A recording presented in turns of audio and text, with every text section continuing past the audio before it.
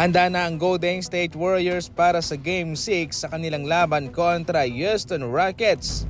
Magpapaubaya si Stephen Curry mga idol sa labang ito at hahayaan niyang si Jimmy Butler ang magtitimon ng bola. Maski man si Coach Steve Kerr ay sang-ayon patungkol dito na si Jimmy Butler ang majority na magtitimon ng kanilang opensa. Sa Game 5, inamin mismo ni Coach Steve Kerr na medyo nawala sa translation itong si Jimmy Butler. Kaya medyo nahirapan siya sa kanilang nagdaang laban. Paliwanag pa ni Coach Steve Kerr, wala naman raw problema kung paano maglaro itong si Jimmy Butler. Ang kinakailangan mo daw gawin para sa kanya ay ibigay ang bola para siya'y makagawa ng kanyang execution at para rin po makabuo ng espasyo.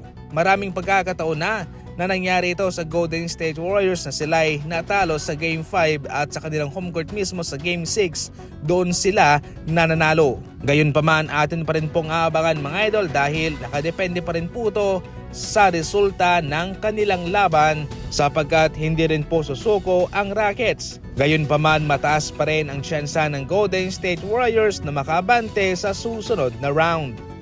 Samantala, hindi naman nagpatinag ang LA Clippers at sila'y nakapwersa pa ng Game 7 dahil kanilang tinalo ang Denver Nuggets sa kanilang laban.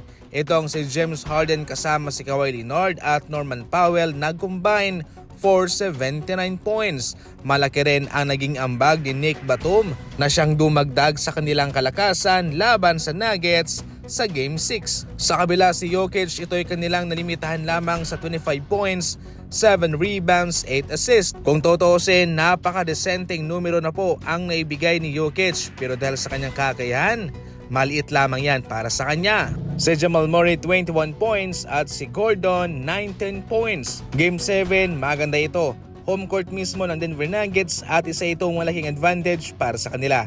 Ikaw, sino kaya ang makakabante sa kanilang serye? Ang Nuggets ba o ang Clippers? I-comment lang. Abante na ang Knicks para sa semifinals ng kanilang matalo itong Pistons sa kartadang 4 na panalo at 2 talo. Ginawa ng Pistons ang kanilang kakayahan mga idol at kahit na sila'y na-eliminate, malaking bagay na itong kanilang na-accomplish. Sa isang batang team katulad nila ay hindi na po biro ang kanilang nagawa.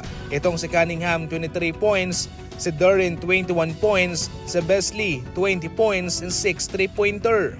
Para sa Knicks naman, pinatunayan ni Brunson kung bakit siya ang clutch player of the year.